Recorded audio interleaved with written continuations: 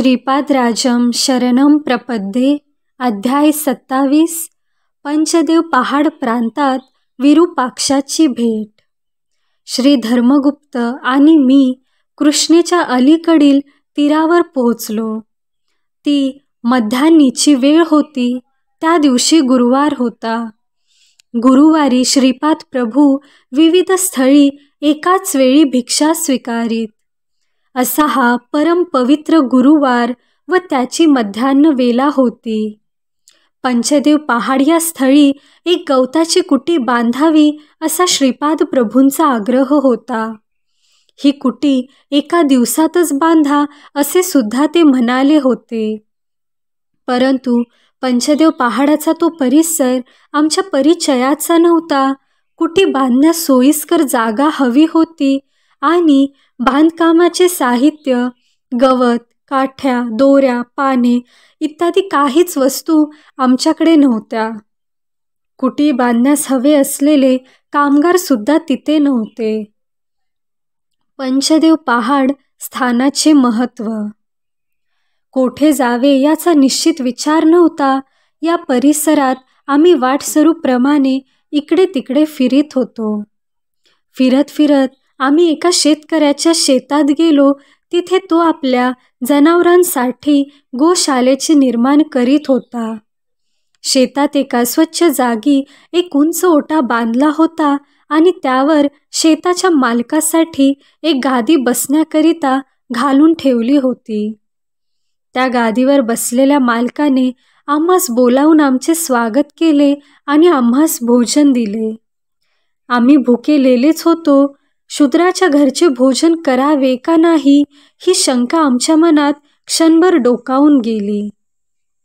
तेव्हा त्या शेताचा मालक चिडून म्हणाला, आमची जनावरे चोरून नेऊन दुसऱ्या प्रांतात विकणाऱ्या तुम्हाला शूद्राचे भोजन घ्यावे का नाही अशी विचित्र शंका आली का?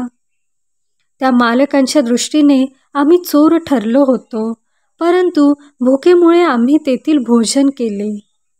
त्या शेताच्या मालकाचे नाव विरूपाक्ष असे होते. भोजन झाल्यावर आम्हा दोघांना एका एका झाडास बांधण्यात आले. मी एक गरीब ब्राह्मण आहे, माधुकरी मागून आपला उदरनिर्वाह करतो असे अत्यंत दीनवाणीने त्यांना सांगितले. माझ्याकडे धन अजिबात नाही हे सुद्धा पुन्हा सांगितले. यानंतर त्या शेताच्या मालकाचे लोक धर्मगुप्ताकडे धन असेल अशा विचाराने त्यांच्याकडे गेले आणि त्यांच्याकडील असलेले सारे धन हिसकावून घ्यावे अशा विचारात होते. श्रीपाद प्रभूंची कल्पनातीत दिव्य लीला. आमची सत्यस्थिती परोपरीने समजावून सांगितली तरी त्याचा त्या शेताच्या मालकावर काहीच परिणाम झाला नाही. त्याच्या आज्ञेनुसार आम्ही बंदिस्त होतो. काय करावे ते सुचत नव्हते. त्याचवेळी एक यात्रेकरूंचा घोळका तांडा तिथे आला. या यात्रेकरूंमध्ये शिव कावडी नावाचा एक भक्त होता. हे यात्रेकरू वासवी कन्यका परमेश्वरीसाठी कावडी नेत असतात. हे भक्तगण त्रिपुंड गंध लावतात, घंटा नाद करीत श्री कन्यका परमेश्वरीची स्तुतीभरीत गीते गात आपले मार्गक्रमण करतात. गंगेच्या पवित्र जलाची कावड शुभ कार्यासाठी किंवा वासवी मातेच्या जयंतीच्या उत्सवासाठी हे भक्तगण वाहून आणतात. या यात्रेकरूंमध्ये अजून एक प्रकारचे साधक असतात. त्यांच्या कटीस एक पट्टा बांधलेला असतो. या पट्ट्यामध्ये तलवार, कवच आणि विविध प्रकारची युद्धाची शस्त्रे असतात. या लोकांच्या समुदायास वीरमुष्टी असे नाव आहे. हे लोक नामाचा जयघोष करीत घंटानाद करीत येतात.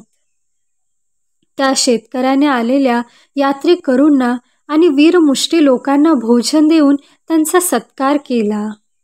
त्यानंतर आम्हास बंधनातून मुक्त करून गोशाळेच्या निर्माण कार्यात मदत करा असा आदेश त्या शेताच्या मालकाने दिला. आम्ही कामास लागलो. सायंकाळी काम संपल्यावर विरूपाक्षाने आम्हास प्रश्न केला, मुष्टीतील मुष्टी वीरमुष्टी याचा अर्थ काय? आम्हास तो अर्थ माहीत नसल्याने आम्ही शेतकऱ्यास तसेच सांगितले. त्या दिवशी सायंकाळचे भोजनसुद्धा त्याने आम्हास दिले. गायीच्या संरक्षणार्थ आम्ही त्या रात्री तिथे झोपावे असे त्या शेतकऱ्याने आम्हास सांगितले. नंतर तो शेताचा मालक आपल्या सेवेकऱ्याबरोबर हसत खेळून निघून गेला. त्या रात्री आम्ही मध्यरात्रीपर्यंत श्रीपाद प्रभूंचे नामस्मरण आणि दिव्य लीलांचे स्मरण करीत होतो. त्यानंतर आम्हास झोप लागली.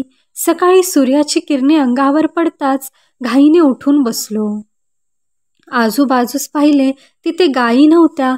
आजूबाजूचे शेतकरी येऊन विचारू लागले की ती जागा त्यांनी किती किमतीस विकत घेतली. आम्ही काल घडलेला वृत्तांत त्यांना संपूर्णपणे सांगितला, परंतु त्यांनी आम्हा दोघांना वेड्यातच काढले. आमच्या मनात एकच प्रश्न सतत घोळत होता, काल पाहिलेले दृश्य खरे का, हे दिसत असलेले खरे. अशा संभ्रमित अवस्थेत असतानाच एक अपरिचित गृहस्थ आला. त्यांनी आम्हास विचारले, श्री वासवी कन्यका देवीचा जन्म वैशाख शुद्ध दशमीच्या दिवशी झाला का सप्तमीच्या दिवशी झाला? या प्रश्नास उत्तर देताना श्री धर्मगुप्त म्हणाले, श्री वासवी मातेचा जन्म वैशाख शुद्ध दशमीच्या दिवशी मध्यान्ह समयी झाला. त्या दिवशी शुक्रवार होता. हे उत्तर ऐकून तो अपरिचित गृहस्थ म्हणाला, तुम्ही दोघे वेडे आहात. त्या गृहस्थाने आमच्याबद्दल काढलेले उद्गार आम्हास आवडले नाहीत, परंतु कुरुगड्डीस तात्काळ जाण्यास निघण्याचा विचार करून आम्ही मार्गस्थ झालो. आमच्या दोघांकडे नावाड्यास देण्यास पैसे नव्हते. ही गोष्ट आम्ही नावाड्यास नावेत चढण्यापूर्वीच सांगितली. त्यामुळे नावाड्याला दया येऊन त्याने आम्हास नावेत बसू दिले. नाव चालू झाल्यावर नावाड्याची दृष्टी धर्मगुप्तांच्या बोटातील अंगठीवर गेली. त्याने ती काढून घेतली, परंतु स्वतःजवळ न ठेवता कृष्णेच्या पाण्यात टाकून दिली. आम्ही नदी पार करून कुरुगड्डीस पोहोचलो. त्यावेळी श्रीपाद प्रभू कृष्णा नदीत स्नान संध्यादी आटोपून तपश्चर्येसाठी बसले होते. श्रीपाद श्री वल्लभांचा जय जयकार असो. अशाच आध्यात्मिक व्हिडिओंसाठी सबस्क्राईब करा अध्यात्मसार यूट्यूब चॅनेलला.